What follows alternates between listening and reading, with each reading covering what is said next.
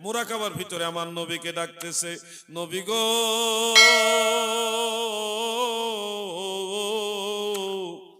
ওগো দয়ার নবী, আপনার দেওয়া সেই নিয়ামত আমি খুঁজে পাচ্ছি না গো নবী, আমি এখন কি করব গো নবী।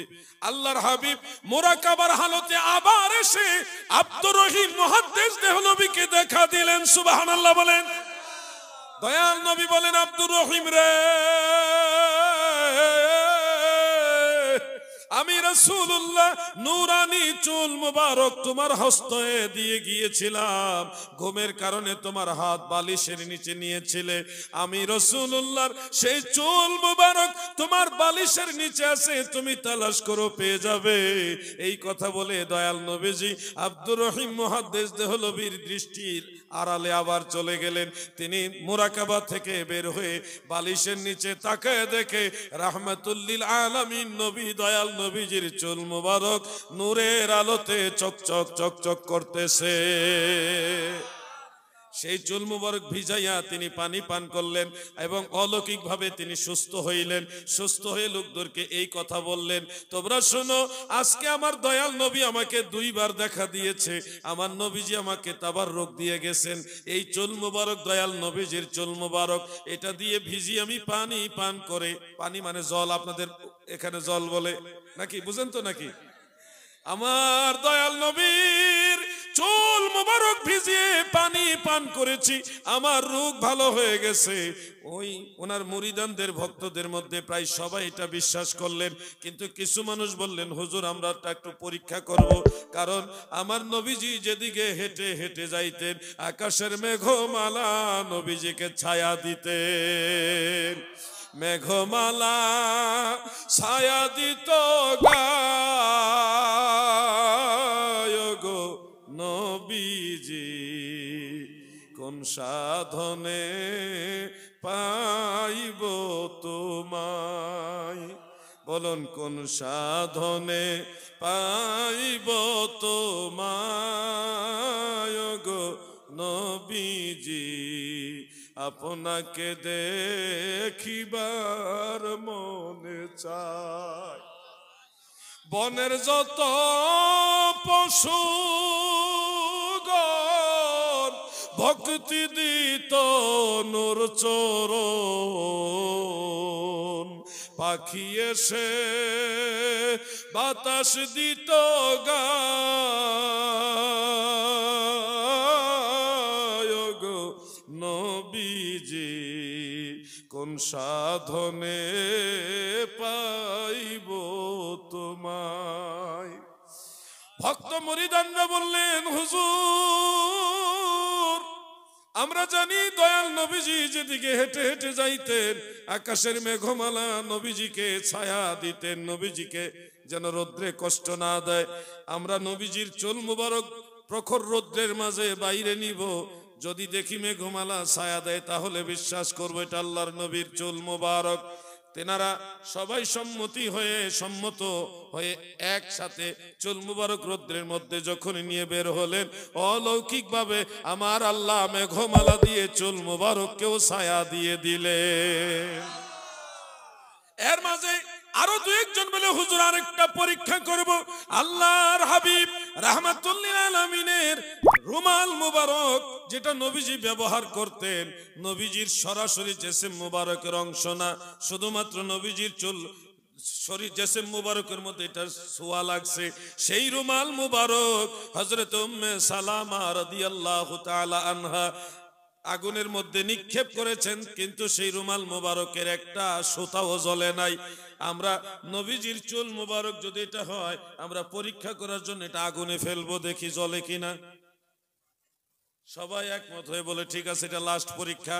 ছোট্ট করে একটা আগুনের কুণ্ডলি করলো, করার পরে চামচের উপরে নবীজির চুল মুবারকটা রেখে লম্বা চামচ করে রড মিক্স করে আগুনের ভিতরে এইভাবে দিয়ে দিলেন।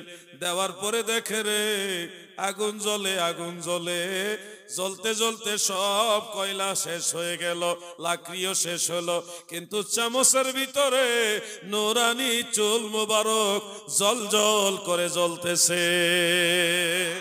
আমার নবীজির চুল মুবারক কিছুই হইল না। সুবহানাল্লাহ বলে। এই জন্য আশেক তার ছন্দে তার শেরে বলতেছে, আমাদের বাংলাদেশের চাঁদপুর একটা ছেলে গজলটা গায়, নূরে মুজাসসাম লাও লাখো সালাম, তোমার প্রেমে পড়ি মোরা মিলাদে কিয়াম, তোমার নূরে সৃজন হলো দুনিয়া তামাম, তুমি হলে কাবার কাবা, তুমি হলে নবী আকরাম, নূরে মুজাসসাম লাও লাখো সালাম, তোমার প্রেমেই পড়ি মোরা মিলাদে কিয়াম।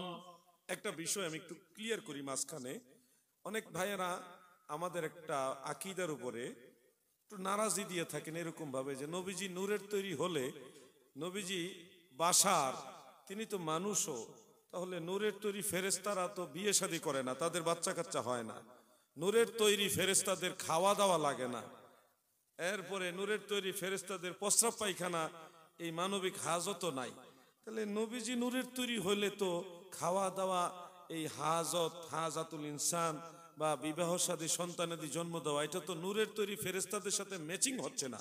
মানুষ হইলে এটা হয়, নূরের তৈরি হইলে তো এগুলি সম্ভব না। এই প্রশ্নটা আমাদের অনেকের মনের মধ্যে ঘুরপাক খায়। আমি বাংলাদেশে অনেক জায়গায় বিষয়টা নিয়ে আলোচনা করেছি, কিন্তু আপনাদের এখানে এক ভাই আমাকে কানে কানে এসে বললেন যে নবীজির নূরানিয়াত এবং বাশারিয়াতের ম্যাচিং করে কোরআনুল কারিমে বা হাদিস শরীফে কিছু আছে কিনা আমাদেরকে একটু এই ব্যাপারে একটু বললে, অজাহাত করলে উনি খুশি হবেন। আমার মনে হয় এই প্রশ্নটা বলা আপনাদের দরকার আছে। আপনাদের দরকার আছে কিনা এটুকু বিষয় আমি একটু শেয়ার করি, আপনারা জেনে রাখলে উপকার হবে। আমাদের আকীদা, আমার দয়াল নবীজি নূরে মুজাসসাম, সৃষ্টি জগতের প্রথম মাখলুক, বেমিসাল বেনজির মাখলুক। এমনকি আমাদের আকীদার মধ্যে এটাও রয়েছে, হাল কুনতু ইল্লা বাশারার রাসূলা, আমার দয়াল নবীজি নূরানি বাশার, বাশার নবীজি বেমিসাল বেনজির বাশার, এটাও আমাদের আকীদার মধ্যে রয়েছে। قل إنما أنا بشر مثلكم يوحى إلي أنما إلهكم إله واحد। কোরআনুল কারীমের দুই জায়গায় এই আয়াতে কারিমা রয়েছে। ভাইজান নড়াচড়া একটু কম করেন প্লিজ, কারণ হলো মানুষের আকর্ষণটা কিন্তু আপনারা ডাইনামো নড়াচড়া করলে তাদের আকর্ষণটা নড়াচড়া করে, এজন্য কি বলেন আপনারা আর একটু, আর অল্প একটু, আমি বিরক্ত করবো না, 10 থেকে 15 মিনিট, 15 মিনিট লাগবে না, 13 মিনিট কথা বলবো, থাকবেন ইনশাল্লাহ? এটা সাজ নাই না, 13 মিনিট থাকবেন না ইনশাল্লাহ? ওটুকু বলি, আমি আপনাদের কষ্ট দেব না, আপনাদেরকে জোর করে ওয়াজ শোনাইতে চাই না, আপনাদের মনোযোগটা চাই। একটু জিকির করেন লা ইলাহা, মাশাআল্লাহ, লা ইলাহা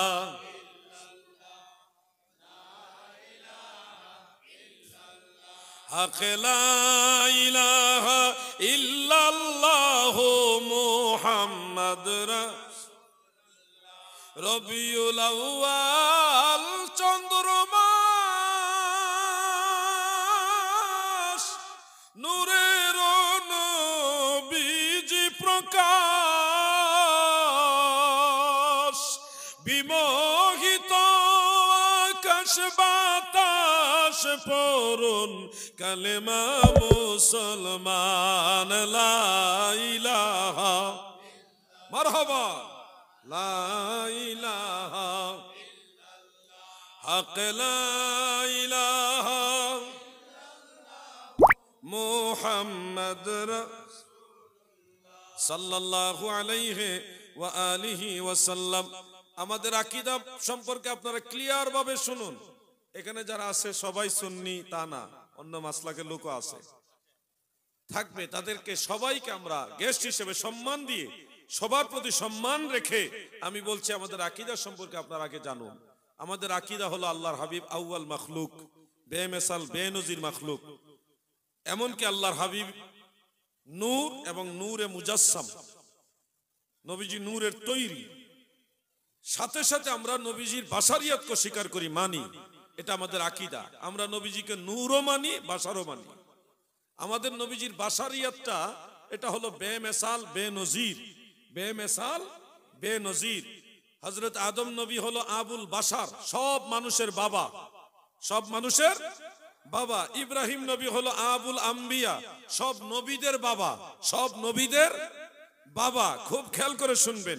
আর আমার নবী হলো আবুল আরওয়াহ, সমস্ত রুহুর বাবা। সুবহানাল্লাহ বলে। জাগতিক দৃষ্টিতে, বাশারিয়াতের দৃষ্টিতে আদম নবী হলো আমার নবীর বাবা।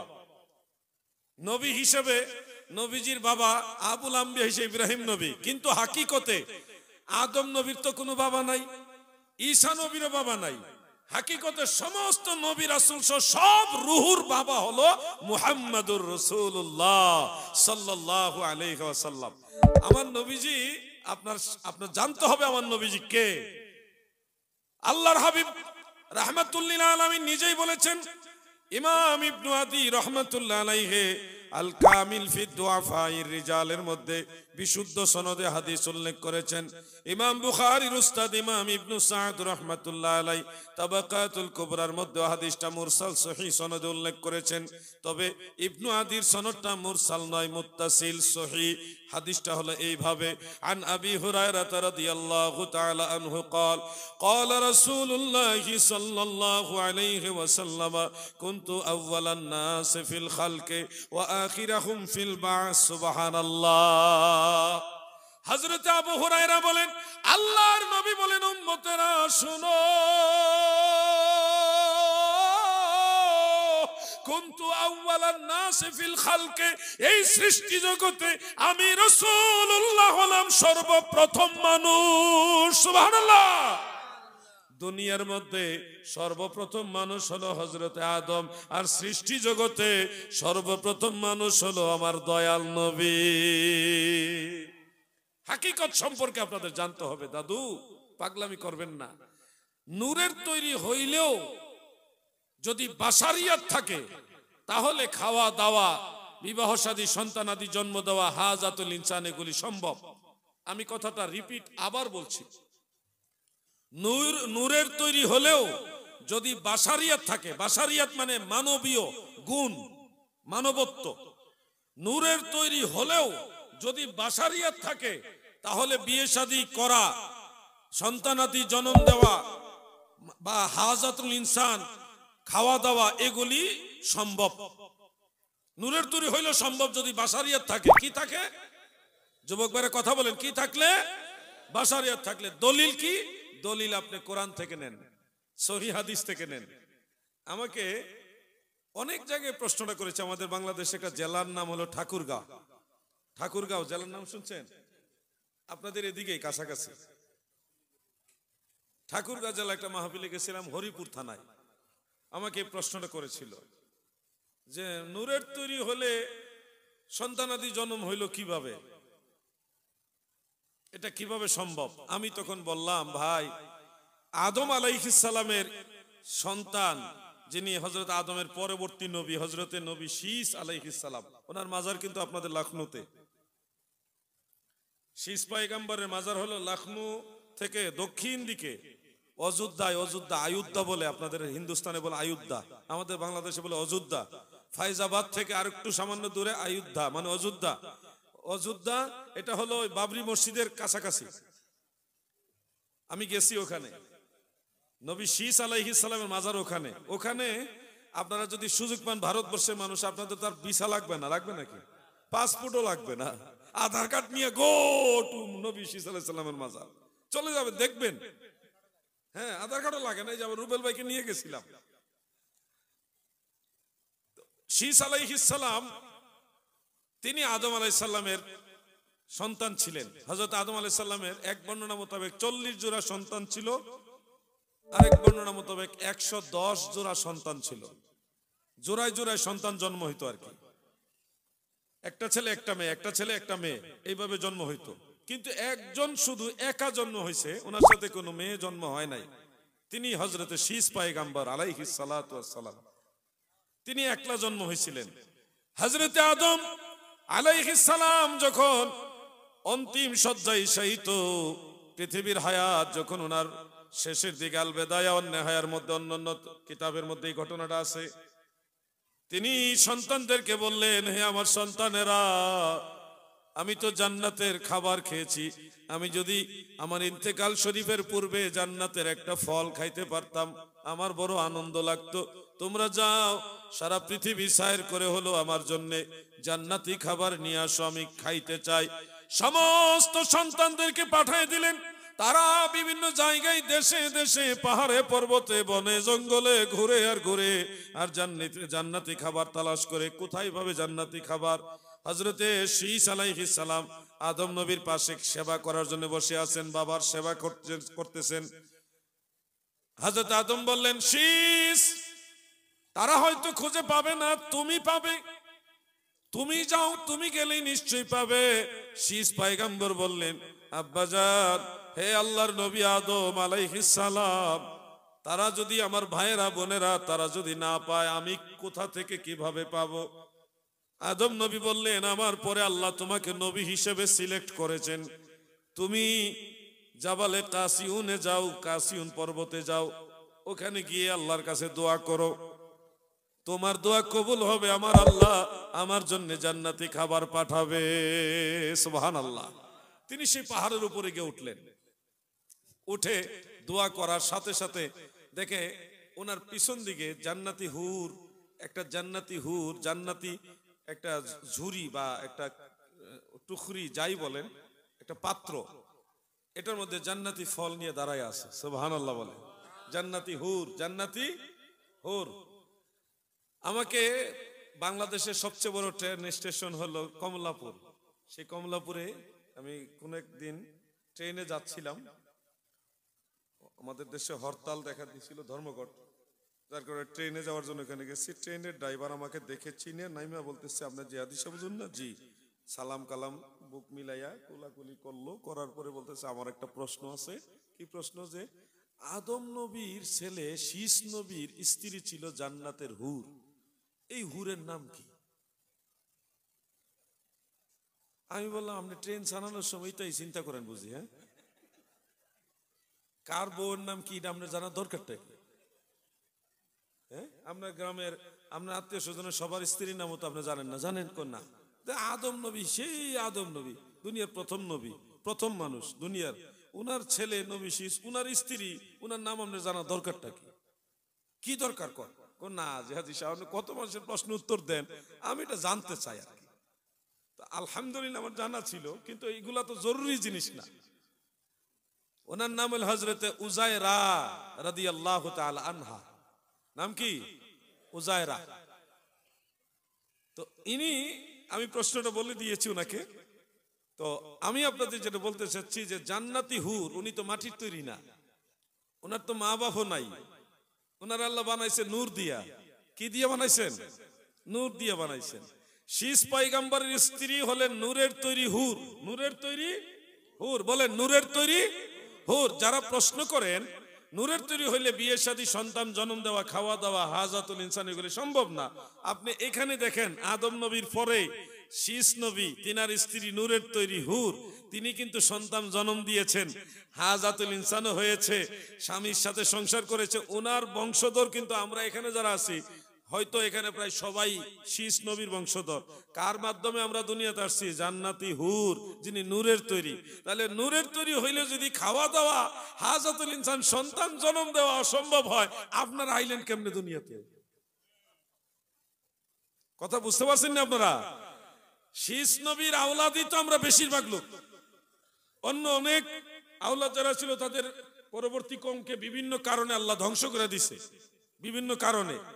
তো বেশিরভাগ মানুষ কিন্তু আমরা শীস নবীর বংশধর। এই শীস নবীর বংশধর হলো আমার দয়াল নবী ইসমাইল নবী, ইব্রাহিম নবী, ইনারা হলো শীস নবীর বংশধর। তো সেই শীস নবীর পরবর্তীতে আপনারা যেমনে নূরের তৈরি উজায়রা আলাইহাস সালাম, তিনার মাধ্যমে যেভাবে আপনারা দুনিয়াতে আসা সম্ভব, ওইভাবে মদিনাওয়ালা নূরের তৈরি হয়েও বাশারিয়াতের মাধ্যমে বিবাহ শাদী করা, সন্তান জন্ম দেওয়া সম্ভব। আলহামদুলিল্লাহ বলেন। কথাটা কি বুঝতে পারছেন কিছুটা? এবার আমি আরেকটা দলিল বলি, সেই দলিলটা আপনারা কোরআন শরীফে পাবেন। দুইজন ফেরেশতার নাম আছে, কোরআন শরীফের মধ্যে একজনের নাম হারুত, আরেকজনের নাম মারুত। হারুত এবং মারুতের নাম কোরআন শরীফে আছে।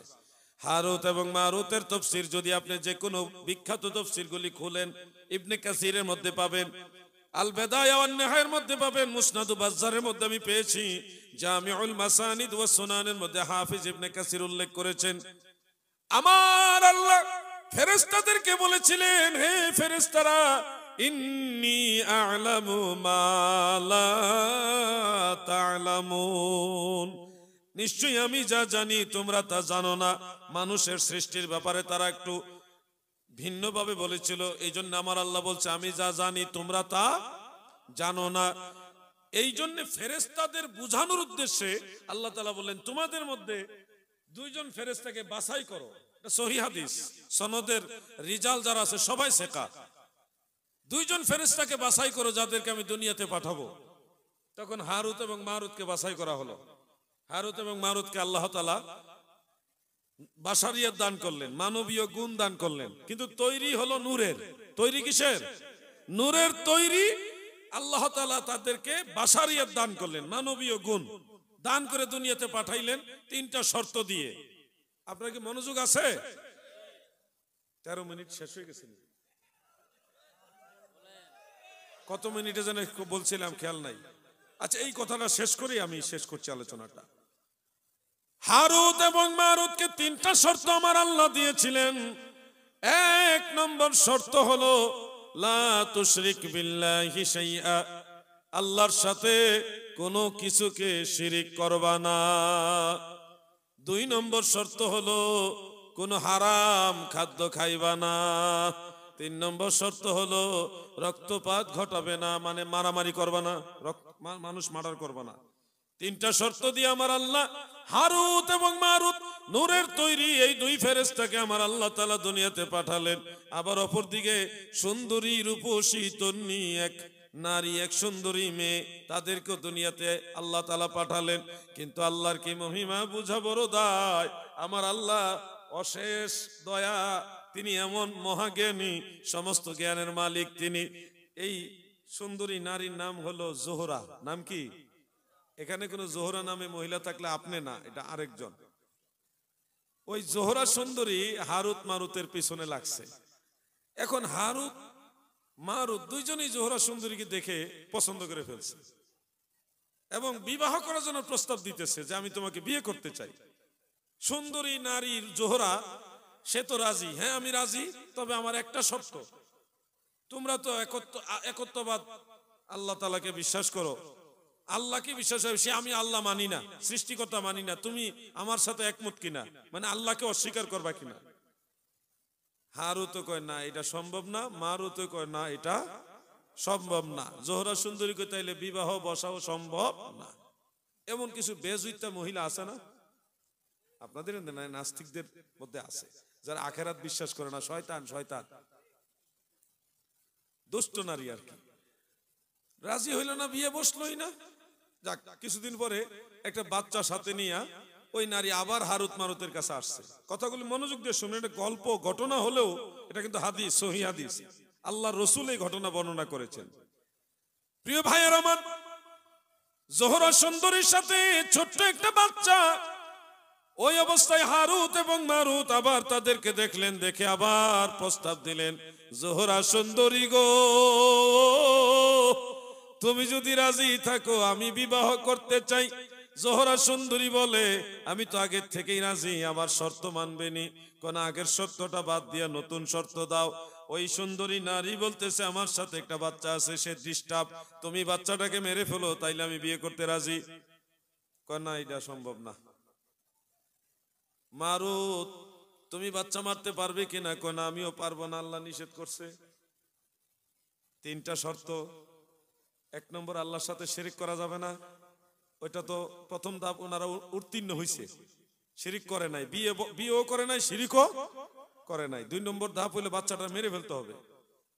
তো বাচ্চাও মারে নাই, আল্লাহর হুকুমও অমান্য করে নাই। 3 নম্বর শর্ত, মেয়েও বিয়ে বসে না, চলে গেছে। বেশ কয়েকদিন পরে আবার দেখা, সুন্দরী নারী জোহরাকে দেখে আবার বলতেছে, তুমি রাজি হও না কেন? বিয়ে করতে চাই, রাজি হোক, আমার শর্ত মানো। শর্ত আগের গুলা মানা যাবে না, নতুন শর্ত দাও। নতুন শর্ত হলো আমার কাছে একটা পানীয় আছে, পানি মানে ড্রিঙ্ক, ড্রিঙ্ক মানে খমর, খমর মানে মদ। চিনছুন? চিনছেন না? আমরা সবাই ভদ্রলোক মাশাআল্লাহ।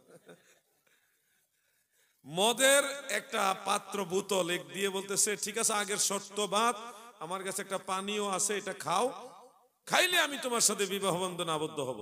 এখন মদ চিন্তা করছে এটা তো খাওয়ানোর জিনিস, এটা তো আর অসুবিধা নাই, একটু খাইয়া দেখি না কি এটা। যারা বিড়ি খাওয়া শিখছে, যত বিড়ি খুর আছে সব কিন্তু দেখি না একটু টান দিয়া এইগুলি কইরা বিড়ি খাওয়া শিখছে। বেজার হইতেছেন নাকি? আমি জানি আপনারা অনেকে বিড়ি খুর আছে, যত বিড়ি খুর আছে সব বিড়ি খাওয়া শিখছে, দেখি না একটু কেমন লাগে এগুলি কইরাই। কিন্তু ওই হারুত আর মারুত বিপদে পড়ছে এইটা কইরাই, দেখি না একটু খাইয়া কেমন লাগে। তো একটু খাইছে নেশা ধরছে, আবার খাইছে আরো নেশা ধরছে। হারুত মারুত এবার মদ খাইয়া পুরা টাল হইয়া একবার মাতাল হয়ে সে হারুত এবং মারুত দুইজন এবার শিরিকের বাক্য পাঠ করছে, ওই বাচ্চাটাকেও হত্যা করছে, এমনকি এই মহিলার সাথেও অসামাজিক কাজে লিপ্ত হয়েছে। মানে তাদের দ্বারা সবগুলি হুকুমই অমান্য করা হয়ে গেছে। এই ঘটনাটা দিয়ে আল্লাহ ফেরেশতাদেরকে বুঝালেন, দেখো আমার বান্দাদেরকে, বনি আদমকে আমি বানানোর সময় তোমরা বলছিলা যে তোমরা তাদের চাইতে ভালো, তোমরা আমাকে তাসবিহ তাহলিল করে খুশি করবা, আমি যেন তাদের না পাঠাই। মানুষ বানায় তাদের পাঠাইছি, তারা যেমন ভালো করতেছে খারাপও আছে, আবার ভালো করার চেষ্টা করছে। তোমাদেরকেও, তোমরা নূরের তৈরি ফেরেশতা, তোমাদেরকেও যদি বাশারিয়াত দিতাম, মানবীয় গুণ দিয়া পাঠাইতাম, তোমরাও কম করলা নইলে। এটা আল্লাহ ফেরেশতাদের বুঝাইলেন, আল্লাহ আমরার পক্ষে। সুবহানাল্লাহ বলেন। এই ঘটনা থেকে আমরা শিখতে পারি নূরের তৈরি হারুত এবং মারুত। কিসের তৈরি? নূরের তৈরি হারুত এবং মারুত। তারা যদি বাশারিয়াত থাকার কারণে খাওয়া দাওয়া, যেহেতু মদ পান করছে মানে খাওয়া দাওয়া সম্ভব, বিয়ে শাদী করতে চাইছে মানে অসামাজিক কাজে লিপ্ত হয়েছে, তার মানে সন্তান জন্ম দেওয়া এটাও সম্ভব। এরপরে রক্তপাত করছে, মানুষের দ্বারা যা যা করা দরকার সবটাই তারা করছে। নূরের তৈরি হওয়া সত্ত্বেও বাশারিয়াত থাকার কারণে তাদের দ্বারা এটা সম্ভব হয়েছে। অতএব যারা শুধু নূরের তৈরি কিন্তু বাশারিয়াত নাই, তাদের প্রস্রাব পায়খানা, হাজাতুল ইনসান, বিয়ে শাদী, সন্তান জন্ম দেওয়া, খাওয়া দাওয়া এটা সম্ভব না। কিন্তু যারা নূরের তৈরি প্লাস বাশারিয়াত আছে, তাদের দ্বারা কিন্তু এটা সম্ভব। কথাটা কি বুঝতে পারছেন সবাই? আমার নবীজিকে আমরা শুধু নূর বলি না, আমার নবীজি হলো নূরানি বাশার, বেমিসাল বেনজির বাশার। এই জন্য নবীজির ব্যাপারে আপনাদের প্রশ্নগুলি প্রথম কথাই বাতিল হয়ে যায়। আল্লাহ যেন সেই ভাইদের বুঝার মতো তৌফিক দেন, বলেন আমিন। আমরা সুন্নিরা নবীজিকে বারবার মানুষ, আমাদের মতো মানুষ এটা বারবার বলি না।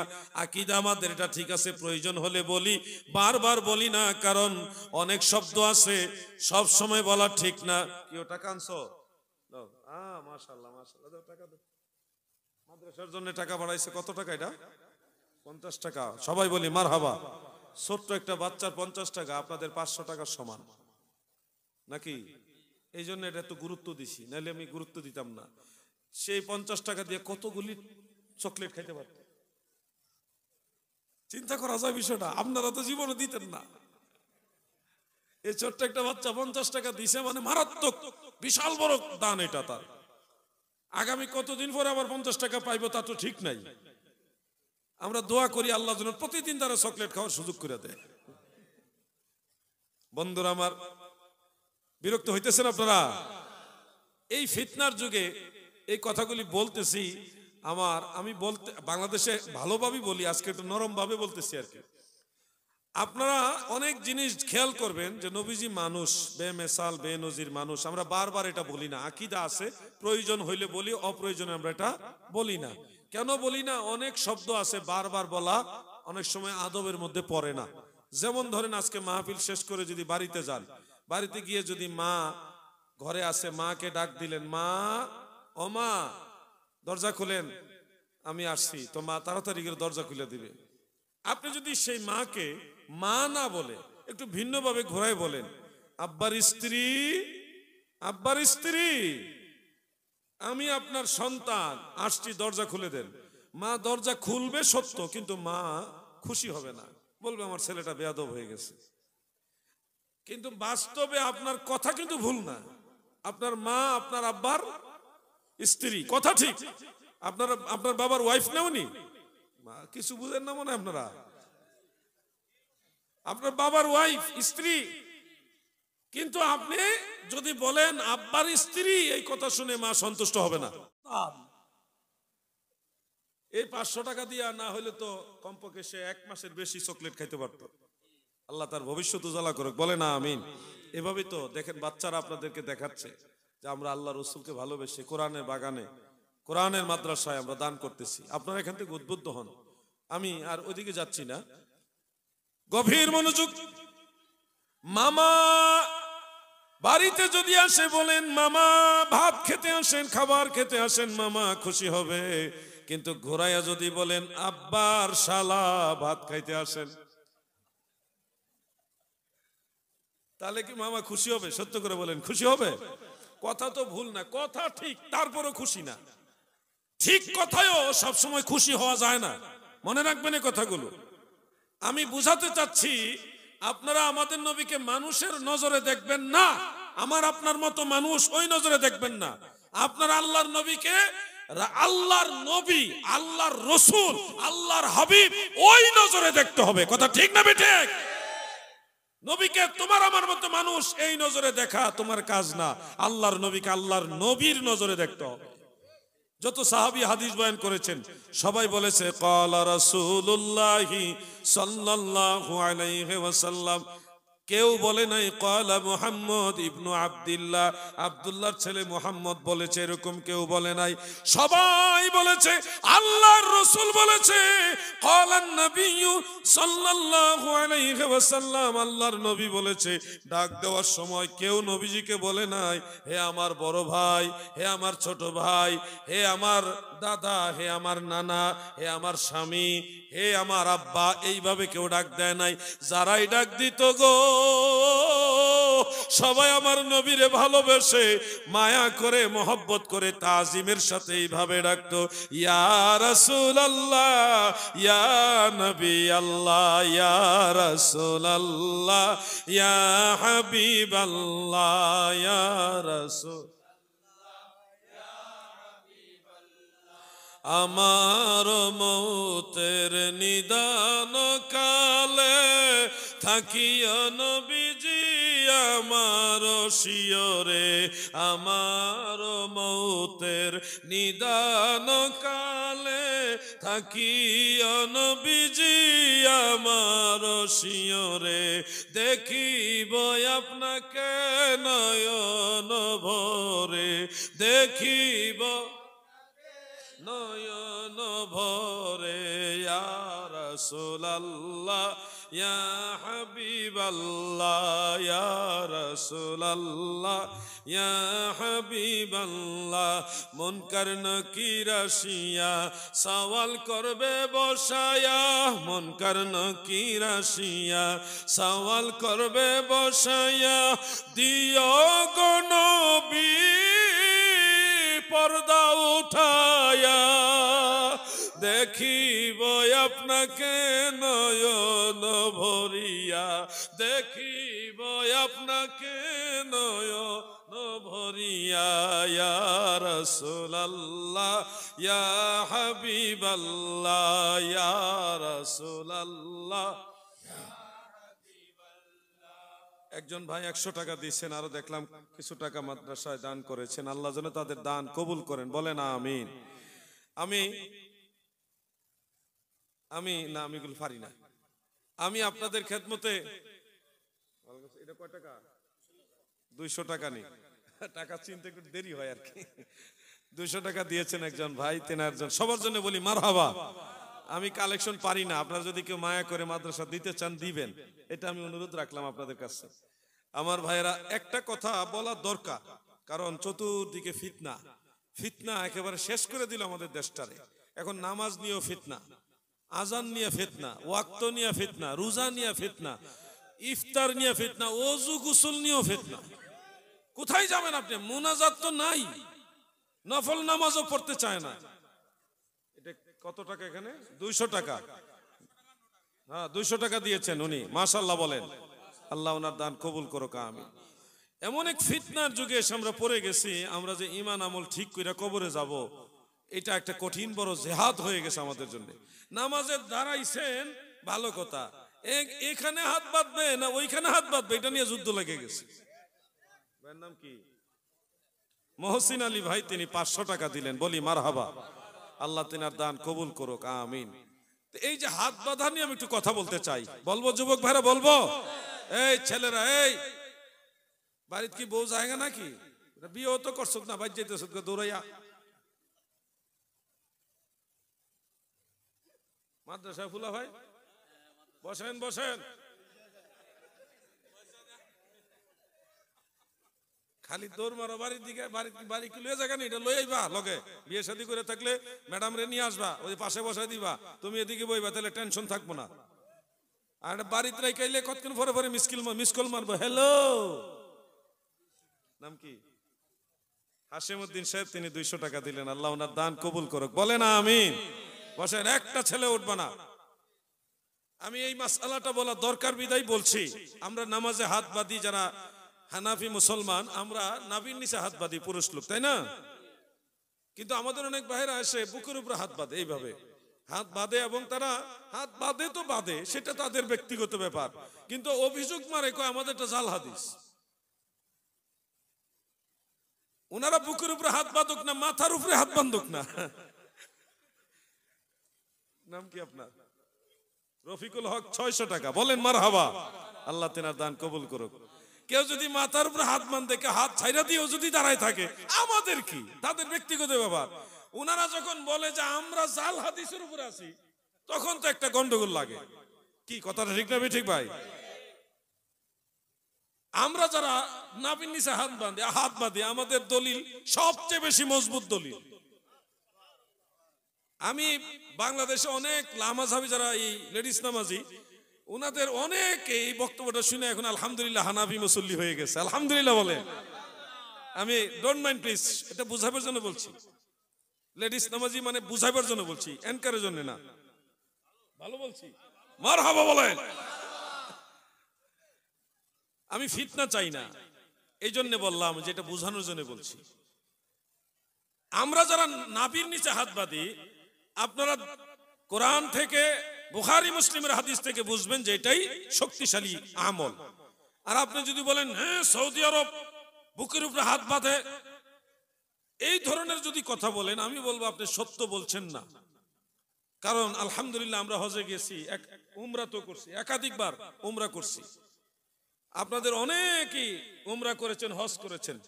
এখন না গেলেও অনলাইনের সুবাদে আপনারা দেখতে পারেন, সৌদি আরবে মক্কা মুকাররমা মদিনা মুনাওয়ারায় 4 মাযহাবের মুসল্লি আছে।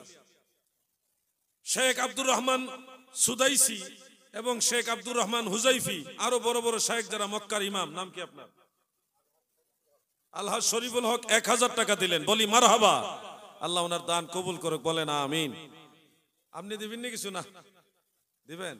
ওরে আল্লাহ, অনেক টাকা লই আইছে, জোরে বলি মারহাবা। নাম আসেনি? নাম নাই, অনেকগুলি টাকা, বড় বড় নোটও আছে। কোনটা কত টাকার নোট আমি 2-1টা চিনি, বাকিগুলি চিনি না। তো খেয়াল করে শুনেন, মানে আলোচনাটা মাঝখানে কাট যাইতেছে, তাও মাদ্রাসার উপকার হোক, আপনারা বেজার হইয়েন না। মাদ্রাসার তো আপনাদের 10 জনের টাকা দিয়ে চলবে, তাই না? এটা রাগ হওয়া যাবে না। বন্ধুরা আমার, কই জানা আসছিলাম? ও সৌদি আরব, মক্কা মদিনা। শেখ আব্দুর রহমান হুজাইফি, শেখ আব্দুর রহমান সুদাইসি, সব বড় বড় যারা কাবার ইমাম, মসজিদে নববীর ইমাম, ওনারা কিন্তু হাত বাঁধে বুকের নিচে, নাভির উপরে, এবং অনেক সময় নাভির নিচে হাত বাঁধে। আপনারা অনলাইনে দেখতে পারেন এগুলি। বুকের উপরে এইভাবে কাবার কোন ইমাম হাত বাঁধে না, এইভাবে কেউ হাত বাঁধে না। ওনারা হাত বাঁধে হলো বুকের নিচে, নাভির উপরে। আপনারা অনলাইনে চেক করেন, প্রয়োজনে চেক করে দেখেন। আমি নিজের চোখে দেখে আসছি, আপনারা অনেকে হয়তো দেখে আসছেন। কেন ওনারা এখানে হাত বাঁধে? ওনারা হাম্বলি মাযহাব অনুসরণ করে। কোন মাযহাব? কাবা ঘরের ইমামরা কিন্তু লামাযহাবি না, কাবা ঘরের ইমামরা কিন্তু গায়রে মুকাল্লিদ নয়, তারা মাযহাবি। বলবেন দলিল কি? আপনি গুগলে ঢুকেন, গুগল কি আমি বানাইছি? আপনারা নিজেরা যার যার মোবাইলে গুগলে ঢুকে লেখেন শেখ আব্দুর রহমান সুদাইসি, আরবিতে লেখেন, বাংলাতে লেখেন, ইংলিশে লেখেন, হিন্দিতে লেখেন, যে কোনো ভাষায় লিখতে পারেন। লিখলে ওনাদের ডিটেলস পরিচিতি চলে আসবে, দেখবেন ওনার নামের সাথে ওনার মাযহাবের পরিচিতি আছে, উনি হাম্বালি। আপনি ট্রাই করে দেখেন, আমার কথাটা আপনার নগদে দেখেন। আব্দুর রহমান হুজাইফি, উনার পরিচিতি ডিটেলস আছে, উনার আরো এক লাইন আগায় আছে, উনি আহলে সুন্নাত ওয়াল জামাত। ট্রাই করেন, এখনই দেখেন, এখনই দেখেন। আপনারা যারা সৌদি আরবের দোহাই দিয়ে বলতেছেন সৌদি আরব মাযহাব নাই, এরা হলো টাটকা মিথ্যাবাদী। মিথ্যা কথা বলেন কেন? এখন তো লুকাইবার কোনো সুযোগ নাই, অনলাইনের যুগ, এটা অনলাইনের যুগ, কোনো কিছু গোপন করার সুযোগ নাই। আগে আমি মাহফিলে যেতাম কিতাব লইয়া যাইতাম মাহফিলে, এখন কিতাব নেই না, একটা মোবাইল আর একটা ল্যাপটপ নিয়ে যাই। ওখানে তো আমার একটা ল্যাপটপে আমার 22,654টা কিতাব আছে, এগুলো লইয়া যায়। আর আল্লাহ রহমতে এই পর্যন্ত দুই একটা জায়গা ছাড়া সরাসরি কোনো বাতেল আমার সাথে বসতে নাম শুনলে আসে না। এটা আল্লাহর একটা দয়া, আমার কোনো কিছু না। তো এটা আলহামদুলিল্লাহ, সুম্মা আলহামদুলিল্লাহ। তো আমি আপনাদের বলছি যে সত্যটা জানতে হবে। আমি হানাফি এমনে না, কিতাবুল আন্দাজ দিয়ে হানাফি না, আমি বুঝে শুনে হানাফি। আপনি বলবেন হানাফি না মুসলমান, বুকা কোথাকার। হানাফি আর মুসলমানের মধ্যে তুমি পার্থক্য করছো কেন? আমি যদি প্রশ্ন করি আপনাকে, আপনি কি বাঙালি না কি হিন্দুস্তানি, বাঙালি না হিন্দুস্তানি? আপনারা পশ্চিমবঙ্গ তো আমরা বাঙালি সব, অনেকে বিহারি। এখন প্রশ্ন দিকে, আপনি কি হিন্দুস্তানি না বিহারি, কোনটা বলেন না, কোনটা আপনারা? হিন্দুস্তানি হইলে তাহলে কি বিহারি না? তা এই বিহারি হওয়া সত্ত্বেও আমি হিন্দুস্তানি, হিন্দুস্তানি হওয়া সত্ত্বেও আমি বিহারি, বাস। আমি হানাফি হওয়া সত্ত্বেও মুসলমান, মুসলমান হওয়া সত্ত্বেও হানাফি। চারো মাযহাব হক, ইজতিহাদে ভিন্নতা থাকলেও আল্লাহর রাসূল বলছে মুজতাহিদের ইজতিহাদে খাতা হইল সওয়াব আছে। এই জন্য চার মাযহাবের আমল হক, যেটা সঠিক সেটা বেশি হক। সুবহানাল্লাহ বলেন। আমরা কোন মাযহাবকে বাতিল বলি না। চারো মাযহাব আহলে সুন্নাত ওয়াল জামাতের আকীদা বিশ্বাস করে, কিন্তু লামাযহাবীরা আহলে সুন্নতি মানে না। বেশ কোনটা দেখেন তাদের সাথে গায়ের জোরে ঠেললে হবে না, বুঝতে হবে যুবক ভাইরা। আপনি ইমাম বুখারীর জিন্দেগি পড়েন, উনি আকীদাগত আহলে সুন্নাত ওয়াল জামাত। উনি কোনো মাযহাব মানতেন না, কারণ উনি নিজেই ছিলেন মুজতাহিদ। একজন ব্যক্তি যদি নিজেই ডাক্তার হয়, সে চাইলে আরেকজন ডাক্তারের কাছে ওষুধের জন্য যাইতেও পারে, নাও যাইতে পারে, তার ইচ্ছা, কারণ সে নিজেই ডাক্তার। ইমাম বুখারী নিজেই মুজতাহিদ, মাযহাবের ইমামরা যেমন মুজতাহিদ, ইমাম বুখারী নিজে একজন মুজতাহিদ। এইজন্য ওনার জন্য মাযহাব অনুসরণ করা জরুরি না। আমরা তো আর মুজতাহিদ না। আপনারা তো সবাই 4-5 লাখ করে হাদিস মুখস্থ জানেন না সবাই? 30 পারা কোরআন মুখস্থ, অনুবাদ, তাফসীর, নাসেখ, মানসুখ আরো যত আছে 30 পারা কোরআন সব তাফসীর সহকারে জানেন না সবাই? কোন জানি কোন 30 পারা কোরআন মা তাফসীর, তাফসীর সহকারে জানতে হবে, নাসেখ মানসুখ সহকারে। আর কমপক্ষে 1 লক্ষ হাদিসের সনদ, সহিহ গায়রে সহিহ, আসমা ও রিজাল, উলুমুল হাদিস সহকারে জানতে হবে। তাহলে আপনি বলতে পারেন আমি কোনো ইমাম মানবো না, আমি ডাইরেক্ট সরাসরি আমি কোরআন এবং হাদিস মানবো। কারণ আপনি তখন নিজে নিজেই কোরআন থেকে মাসালা বের করতে পারবেন, ওই যোগ্যতা আপনার হয়ে যাবে। দাও ছোট ভাইরা, আরে বাবা রে বাবা, বড় নোট আছে দি, মাশাআল্লাহ। 500 টাকা, তোমার নাম কি? জি স্যার, দিছে 500 টাকার নোট, বলেন মারহাবা। নাও, আল্লাহ তোমার ভবিষ্যৎ উজালা করে দোয়া করে দিলাম, আল্লাহ তোমার ভবিষ্যতে ভালো ভালো উত্তম রিজিকের ব্যবস্থা করুক, আমিন। এই জন্য বলছি, যারা মাযহাবের বিরুদ্ধে কথা বলেন আপনারা আরেকটু চিন্তা করেন, তাড়াহুড়া করবেন না। পৃথিবীর সব, আপনি বলবেন হ্যাঁ আমি বুখারী শরীফ মানি, কোনো মাযহাব মানি না, আপনি মোটেও বুখারী শরীফ বুঝেন না। কেন বুঝেন না বললাম? বুখারী শরীফে যত হাদিস বর্ণনাকারী আছে মেজরিটি হইলে মাযহাব মানে। বুখারী শরীফ মানেন তো, কিন্তু মাযহাব মানেন না। তো বুখারী শরীফে যত হাদিস আছে, হাদিসের বর্ণনাকারী তো আছে। ইমাম বুখারী একজনের কাছ থেকে শুনছে, উনি আরেকজনের কাছ থেকে শুনছে, এরকম লোক আছে না? যারা এই হাদিসগুলি, বুখারী শরীফের এই হাদিসগুলি যারা বর্ণনা করেছেন, তারাই তো মাযহাব মানে। তাহলে আপনি বুখারী শরীফ মানলেন কেমনে? এই ধরনের মানা মানলে হবে না যে বিচার মানি তাল গাছ আমার। অযথা উম্মতের মধ্যে ফিতনা তৈরি করবেন না। চার মাযহাবের সব ইমামরা একে অপরের প্রতি শ্রদ্ধাশীল ছিলেন। সিহাসিত্তার 6 ইমাম সবাই মাযহাবের পক্ষের লোক ছিলেন, আকীদাগত আহলে সুন্নাত ওয়াল জামাত ছিলেন। কিন্তু আপনাদেরকে আরেকটু বিবেচনা করা প্রয়োজন। হুট করে একটা ফতোয়া দিয়ে উম্মতের মধ্যে ডিভাইডেশন করবেন না। আমরা নাবির নিচে হাত বাঁধি কেন? এটার জন্য কোরআন শরীফের একটা আয়াতই যথেষ্ট আমাদের জন্য। একটা আয়াত, সূরা বাকারা 238 নম্বর আয়াত। সূরা বাকারা 238 নম্বর আয়াত। যারা পারেন আমার সাথে পড়েন। বিসমিল্লাহির রহমানির রহিম। হাফিজু আলাস সালাওয়াতি ওয়াস সালাতিল ওয়ুস্তা ওয়া কুমু লিল্লাহি কানিতিন। আমার আল্লাহ বলেন, তোমরা নামাজের প্রতি যত্নবান হও, বিশেষ করে মধ্যবর্তী নামাজ। ওয়া কুমু লিল্লাহি কানিতিন, তোমরা আল্লাহর প্রতি বিনয়ের সাথে দাঁড়াও, নম্রতার সাথে দাঁড়াও। নামাজের কথা বলার সাথে সাথে নম্রতা, বিনয়ের সাথে দাঁড়ানোর নির্দেশনা আমার আল্লাহ দিলেন। এবার আমাকে দুইজন যুবক ভাই সহযোগিতা করেন। যে কোনো দুইজন যুবক ভাই একটু সামনে আসেন, আপনাদের দিয়ে আমি প্র্যাকটিক্যাল একটা জিনিস দেখাতে চাই। আপনি আসেন, আরেকজন আসেন, আসো ভাইজান। আপনি বুকের উপরে এইভাবে হাত বাড়াবেন, পা দুইটা একটু লম্বা করে সরায় দাঁড়াবেন, ওইদিকে ঘুরে দাঁড়ান। হ্যাঁ, একবারে লামাজাবিদের মতো। আর আপনি নাভির নিচে হাত বাঁধেন, পা দুইটা স্বাভাবিক রাখবেন। দুইজন আর দুইজন একটু কাছাকাছি যান না, আপনারা কি শত্রু নাকি? হ্যাঁ, একজন বুকের উপরে হাত বেঁধেছে, পা দুইটা একটু অস্বাভাবিক ভাবে ফাঁক করেছেন, ছড়িয়ে দাঁড়িয়েছেন। আরেকজন নাভির নিচে হাত বেঁধেছেন, পা দুইটা স্বাভাবিক রেখেছেন, দুইজনই দাঁড়িয়েছেন। আপনারা সবাই একটু খেয়াল করেন প্লিজ, সবাই একটু এদিকে নজর করেন। দুইজন ভাই হাত বেঁধে দাঁড়িয়েছেন, হাত বাঁধানো, হাত বাঁধা এবং দাঁড়ানো, পায়ের পজিশন দুইটাকে কেন্দ্র করে কার দাঁড়ানোর মাঝে অধিকতর বিনয় বোঝা যাচ্ছে? বুকের উপরেরটা, নাভির নিচেরটা? আমার ভাই যে 80টা দিছে, এটার নামে 1 কোটি টাকা দাম। এটা এমন হাসি দেওয়াটা, এটার জন্য ভাগ্য লাগে। হাসি সবার আসে না, টেনশনে তার জিন্দেগি শেষ। আপনারা বসেন। তাহলে আপনারা সবাই বুঝতে পারলেন যে একটা লোক যখন নাভির নিচে আর এবার মুসাফা করে আরেক গলা দিয়ে পাইছেন। আয় হায় হায় রে, আল্লাহ আপনাদের বরকত দান করুক। তাহলে আমরা দেখলাম কোরআন শরীফের আল্লাহর মতো কিছুই নাই। লাইসা কামিসলিহি শাই, আল্লাহর মতো কিছুই নাই। যেমন সূরা ইখলাসের মধ্যে আমরা পড়ি, কুল হুয়াল্লাহু আহাদ আল্লাহুস সামাদ লাম ইয়ালিদ ওয়া লাম ইউলাদ ওয়া লাম ইয়াকুল লাহু কুফুয়ান আহাদ। প্রথম যে অংশটা, কুল হুয়াল্লাহু আহাদ, বলুন তিনি আল্লাহ একক।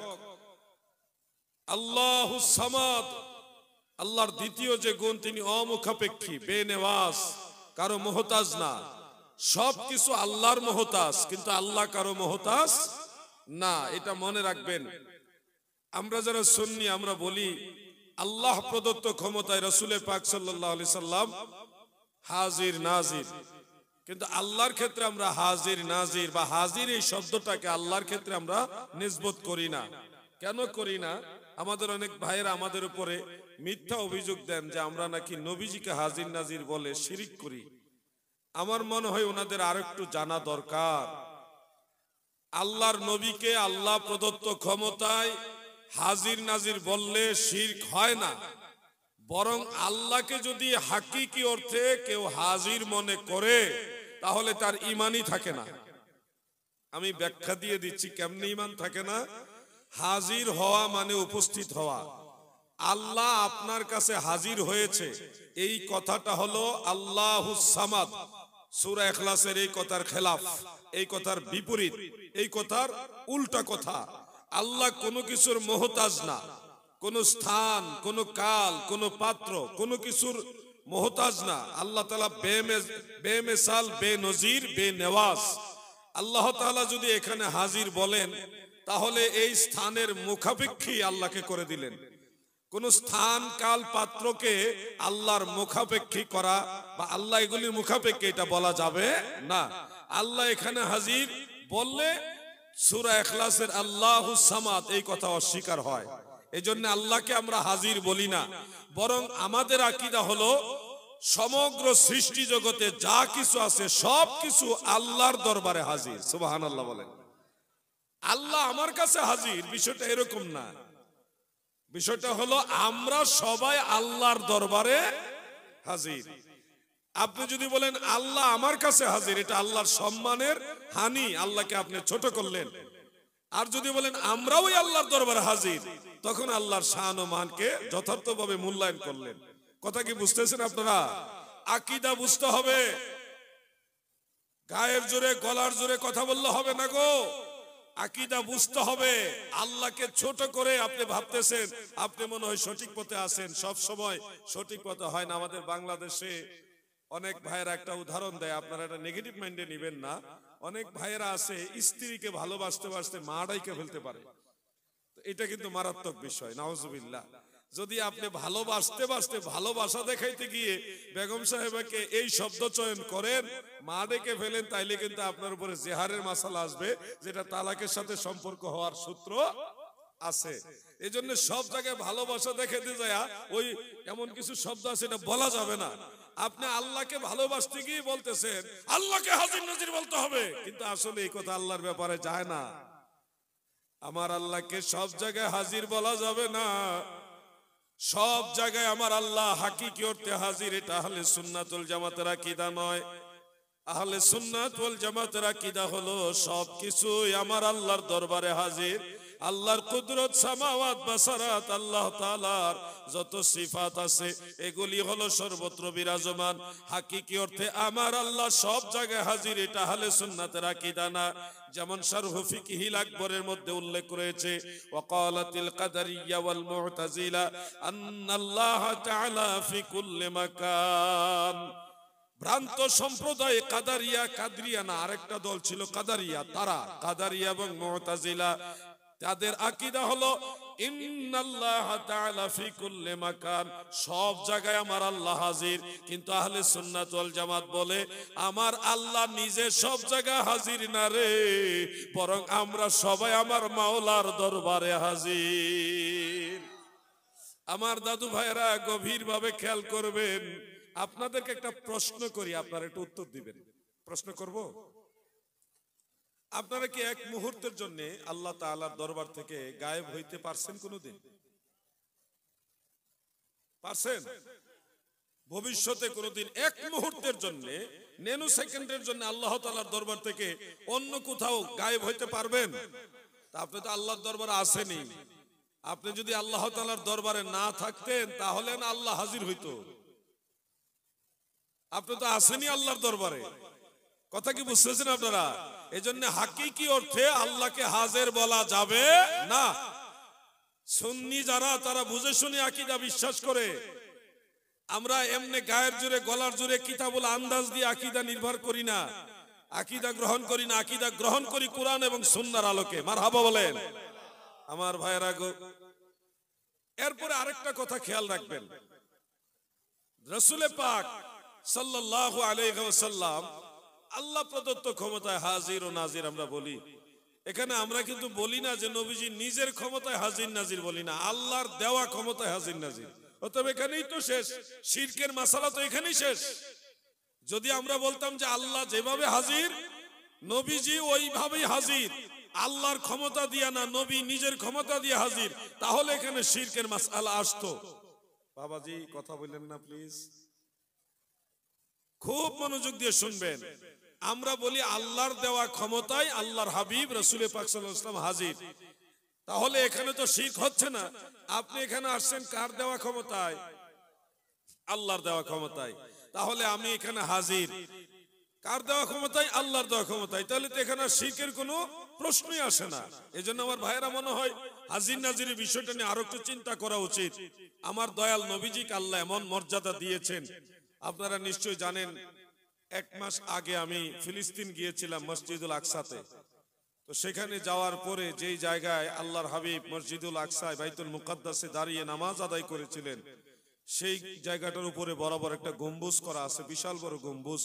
সেই গম্বুজের নিচে আমরা আলহামদুলিল্লাহ সবাই নামাজ পড়েছি। সেই জায়গায় দাঁড়িয়ে 1,24,000 নবী রাসূলের ইমামতি আমার দয়াল নবীজি করছে। সুবহানাল্লাহ। নবী তুমি ইমামুল আম্বিয়া, নবী তুমি ইমামুল আম্বিয়া, হাজির নাজির গো নবী সশরীরে জিন্দা। সুবহানাল্লাহ বলেন।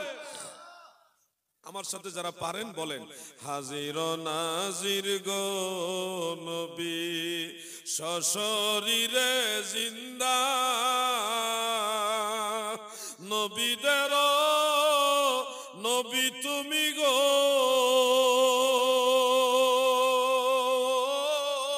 নবী, রহমতের দরিয়া গো নবী, নবী তুমি ইমামুল আম্বিয়া, নবী তুমি।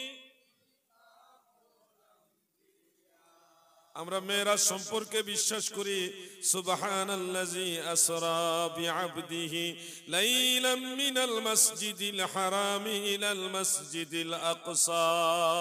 আমার নবী মেরাজের রজনীতে মসজিদুল আকসার মধ্যে গিয়েছেন। দয়াল নবীজি ইমামতি করেছেন। সব নবী এবং রাসূলরা আমার নবীজির পিছনে দাঁড়ায় নামাজ পড়েছেন। সহিহ বুখারী মুসলিমের হাদিস অনুযায়ী এটা প্রমাণিত। এটুকু সবাই বিশ্বাস করেন তো? যুবক ভাইরা তোমরা কথা বলো, বিশ্বাস করো?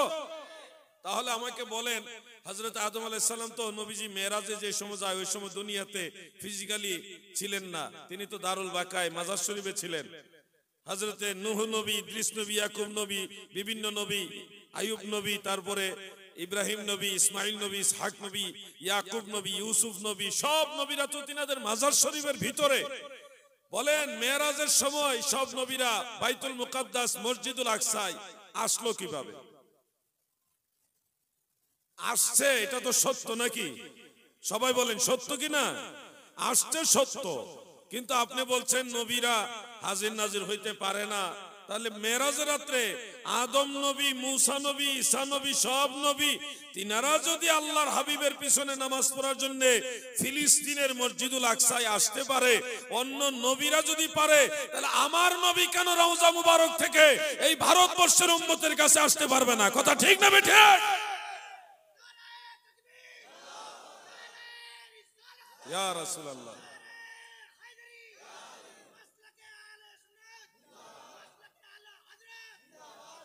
আমার দাদু ভাইয়েরা, যে কোনো বিষয় ঠান্ডা মাথায় যদি একটু চিন্তা করেন সমাধান পেয়ে যাবেন।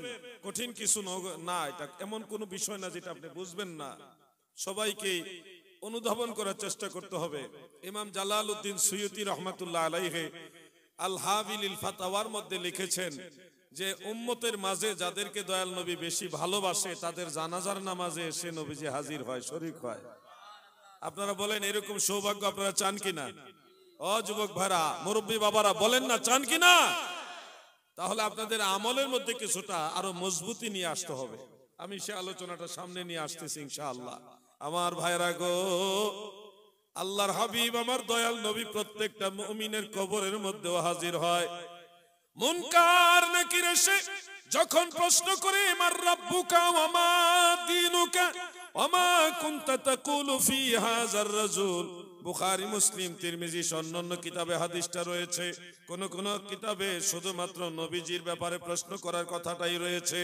তিনটা প্রশ্ন যখন করবে হাফিজুল হাদিস ইমাম মুহিউদ্দিন নববী রাহমাতুল্লাহ আলাইহি সহিহ মুসলিমের শরাল মিনহাজ শরহে মুসলিমের মধ্যে লিখেছেন। ইমাম শিহাবউদ্দিন কাস্তালানী মাওয়াহিবুল্লাহ দুনিয়ার মধ্যে উল্লেখ করেছেন। ইমাম মুল্লা আলী কারি রাহমাতুল্লাহ আলাইহি মিশকাতের শরা মিরকাতের মধ্যে ওই হাদিসের তাশরীহ করতে গিয়ে উল্লেখ করেছেন, যখন প্রশ্ন করা হবে মা কুনতা তাকুলু ফি হাযার রাজুল, তোমার সামনে যেই ব্যক্তি আছে এই ব্যক্তি সম্পর্কে তোমার বিগত জিন্দেগিতে কি বলতে, তখন আমার দয়াল নবীজির চেহারা মোবারক, আমার নবীজির জাত মোবারক আপনার সামনে হাজির থাকবে। ইমানদারেরা নবী দেখে চিনবে, নবী দেখে দেখে বলবে হাজা নবিয়ুনা মুহাম্মাদুর রাসূলুল্লাহ সাল্লাল্লাহু আলাইহি ওয়াসাল্লাম।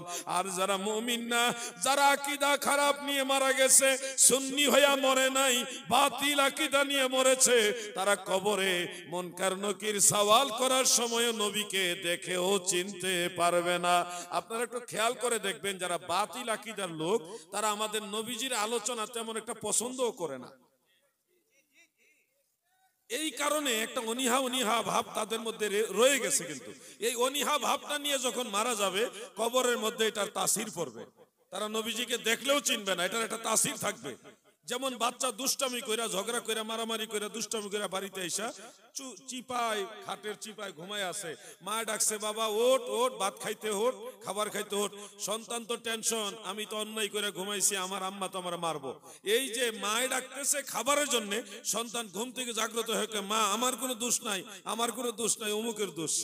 মায় কিন্তু দোষ গুণ করার জন্য, জিজ্ঞাসা করার জন্য ডাকে নাই, খাবারের জন্য ডাকছে। কিন্তু ওই সন্তান তো অন্যায় করে ঘুমাইছে, ওই মাইন্ড সেট আপ করে ঘুমাইছে, এখন ঘুমের থেকে জাগ্রত হয়ে এটাই তার কাজ করতেছে, ওই মাইন্ডটাই কাজ করতেছে।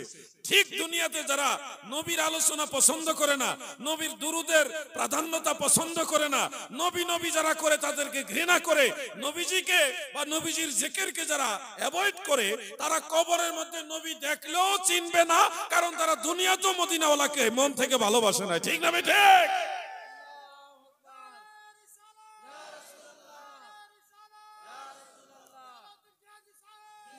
আমরা যারা সুন্নি আছি, আমাদের শয়নে শোভনে, জীবনে মরণে, সর্বসময়ে আমরা মদিনাওয়ালার জন্য বেশি পাগল পারা। কথা ঠিক না বেঠিক? কারণ দুনিয়াতে নবী ছাড়া উপায় নাই, কবরে নবী ছাড়া উপায় নাই, হাসরে, মিজানে, ফুলছেরাতে, জান্নাতে, সব জায়গায় আমরা নবী চাই কি চাই না? আমার দয়াল নবী বিনে গো আপন বলতে কেহ নাই সংসারে, আমার দয়াল নবী বিনে গো আপন বলতে, যখন সাইরা যাইবা এই মায়ার দুনিয়া, কবরেতে আপন বলতে কাউকে পাইবা না।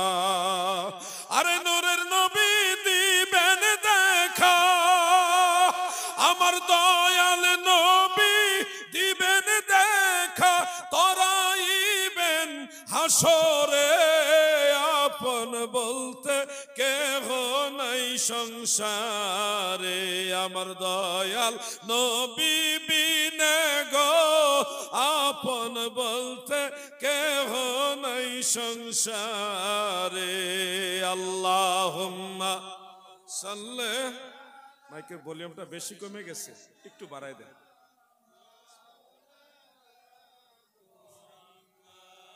ওয়ালা আলি সাইয়্যিদিনা, মাশাআল্লাহ। আপনাদের দরুদ শরীফের আওয়াজটা খুব মধুর, মায়াবী সুর। আসেন না দয়াল নবীর মহব্বতের সুরে, আওয়াজে, মহব্বতের আওয়াজে পড়ি আল্লাহুম্মা মারহাবা।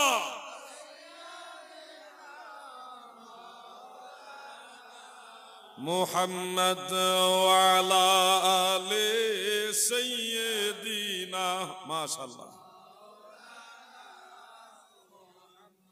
मेरा दिल फिदा हो बेज़ौक़े मुहम्मद, ना दिल से जुदा हो ये ज़ौक़े मोहम्मद अल्लाहुम्मा सल्ले मरहबा।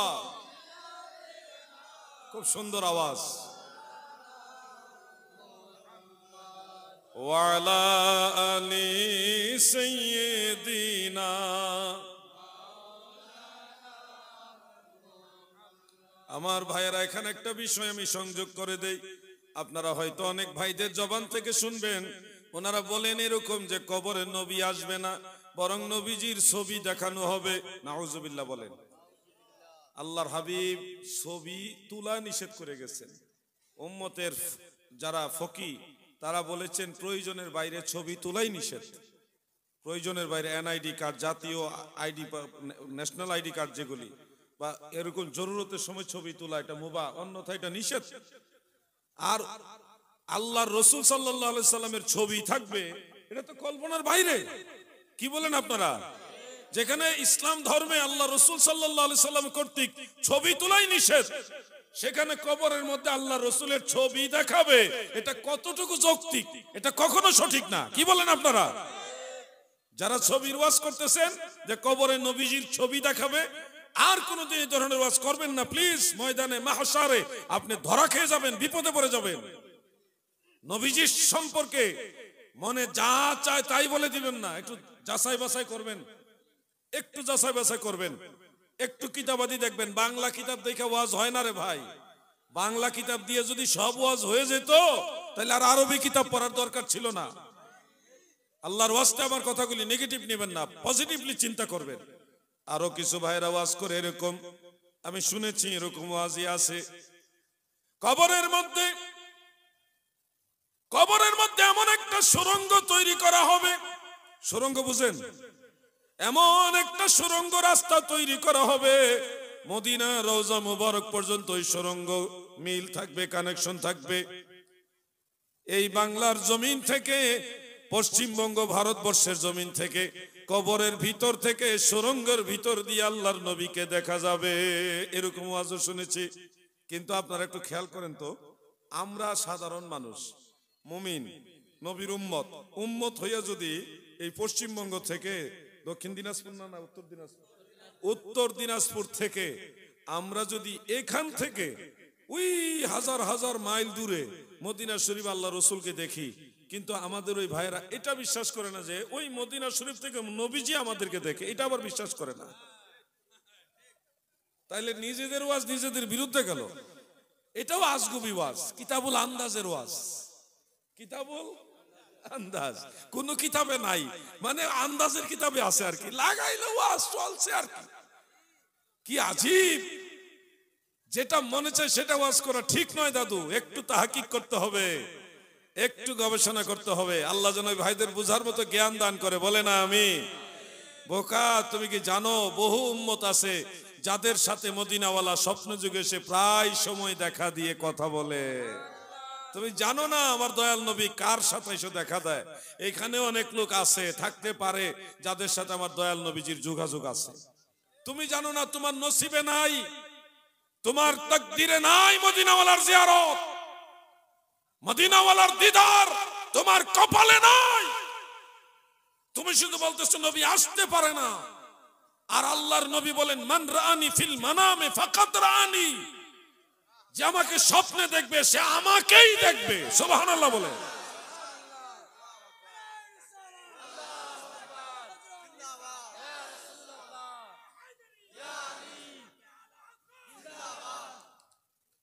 ইমাম শিহাবুদ্দিন কাস্তালানি রহমতুল্লাহ আলাইহি এবং ইমাম আব্দুল বাকি জুরকানি মাওয়াহিবুল লাদুন্নি এবং শরহে মাওয়াহিবের মধ্যে লিখেছেন, লা ফারকা বাইনা হায়াতিহি ওয়া মাউতিহি আলাইহি সালাতু ওয়াস সালাম। আমার দয়াল নবীজির হায়াত এবং মৌতের মধ্যে কোনো পার্থক্য নাই, কারণ আমার নবী জিন্দা নবী, হায়াতুন নবী জিন্দা নবী। ঠিক না ঠিক? এজন্য আমি একটু আগেও একটা ছন্দ আপনাদের শুনিয়েছি, হাজির ও নাজির গো নবী সশরীরে জিন্দা, নবীদের নবী তুমি গো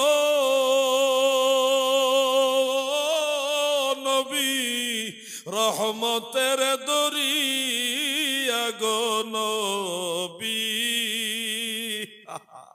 এই গজলগুলি আমি বাংলাদেশে বেশি বেশি গাই, আমার খুব ভালো লাগে। একলা একলা যখন কোথাও বসে থাকি ভালো লাগে না, তখন গুনগুনা এই গজলগুলি গাই, কারণ এটার সাথে আমার দয়াল নবীর মহব্বত জড়িত।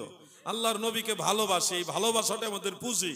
পাহাড় সমান আমল নাই রে দাদা, যতটুকু সম্ভব কিছু আমল করার চেষ্টা করি। এর মাঝে কত ভুল ত্রুটি হয়ে যায়, আল্লাহ দয়া করে যদি কবুল না করে আমাদের উপায় নাই। তবে আমাদের একটা সম্বল আছে, মদিনাওয়ালাকে ভালোবাসি। এই ভালোবাসা অল্প হইলেও ভালোবাসি। এই ভালোবাসি নবী নবী নবী নবী কইরা যদি মইরেও যাই, কবরে আসলে নবী দেখলে আমরা 100% শিওর চিনবো ইনশাআল্লাহ। কারণ আমাদের অন্তরে মদিনাওয়ালা ছাড়া কোন বাতিলদের জায়গা নাই। বন্ধুরা আমার, দাদু ভাইরা আমার, আল্লাহর নবী সম্পর্কে এই বিষয়গুলি আপনাদের সবারই জানা থাকতে হবে। দয়াল নবীজি সম্পর্কে ভারত, আপনাদের ভারতবর্ষের দিল্লি, এটার প্রাচীনতম নাম হলো দেহলি। যেমন শেখ আব্দুল হক মুহাদ্দিস দেহলভি, এই দিল্লি নগরের মধ্যে শাহ ওলিউল্লাহ মুহাদ্দিস দেহলভি এবং তিনার আব্বাজান শাহ আব্দুর রহিম মুহাদ্দিস দেহলভি তিনারাও বসবাস করেছেন। আব্দুর রহিম মুহাদ্দিস দেহলভি মৃত্যু শয্যায় যখন শায়িত, অন্তিম শয্যায় শায়িত, তিনি ভাবতেছেন হয়তো কিছুক্ষণের মধ্যে মারা যাবেন। তিনি মদিনাওয়ালার দুরূদ শরীফ শুয়ে শুয়ে পড়তেছেন আর ভাবতেছেন, ইয়া রাসূলুল্লাহ, নবী গো, ইন্তেকালের আগে যদি আপনাকে একবার দেখতাম আমি কতই না শান্তি পাইতাম। হে আল্লাহর হাবিব, আপনি তো উম্মতের হাল জানেন, আল্লাহ তো আপনাকে সেই ক্ষমতা দিয়েছে গো নবী। আমার এই মৃত্যুর সময় আপনি আমাকে এক নজর দেখা দেন। এইভাবে আল্লাহর ওলি তিনি ধ্যানে মুরাকাবায় হালে আল্লাহর হাবিবকে তালাশ করতেছেন। হঠাৎ দেখে ওনার সামনে মদিনার কামলিওয়ালা নবী হাজির হয়ে গেছে। ধ্যান করতে করতে করতে করতে উনি ঘুমিয়ে গেছিলেন। ঘুমের মধ্যে মদিনাওয়ালা এসে দেখা দিলেন। দেখা দিয়ে বলতেছে, আব্দুর রহিম, তোমার হায়াত এখনো শেষ হয়নি, আমার আল্লাহ তোমার হায়াত আরো রেখেছেন, তোমাকে দিয়ে আরো কিছু কাজ করাবেন, আল্লাহ তাআলা আরো কিছু কাজ করাবেন, তুমি টেনশন করো না। অসুস্থ হইছো, এই নাও, আমি দয়াল নবী, তোমার নবী, রহমতের নবী, তোমাকে একটা চুল মুবারক দিয়ে গেলাম। এই চুল মুবারকটা পানির মধ্যে ভিজিয়ে ওই ভিজানো পানিটা তুমি পান করো, আমি রসুল তোমাকে ওষুধ দিয়ে গেলাম। সুবহানাল্লাহ বলেন। আল্লাহর হাবিবকে আমরা কেন এত ভালোবাসি? আমার দয়াল নবীজির চুল মুবারক ভিজানো পানি রোগের ঔষধ। এজন্য আশেকরা মদিনা শরীফ গেলে মদিনার ধুলাবালিগুলিকে চুমা খায়। কেন? এই মদিনার ধুলাবালির সাথে মদিনা ওয়ালার সম্পর্ক আছে। মদিনার ওই ধুলাবালি মোর নয়নের কাজল, আমি মদিনার পাগল, আমি নবীজির পাগল, আমি মদিনার পাগল, আমি নবী। এগুলি হলো আশেকের কথা। আপনারা একটু আদবের সাথে যদি মনোযোগ দিয়ে শুনেন তাহলে মদিনাওয়ালাকে পেয়ে যাবেন। আমার নবী অনেক দূরে না, আপনিও নবীজিকে মনে রাখেন না। যত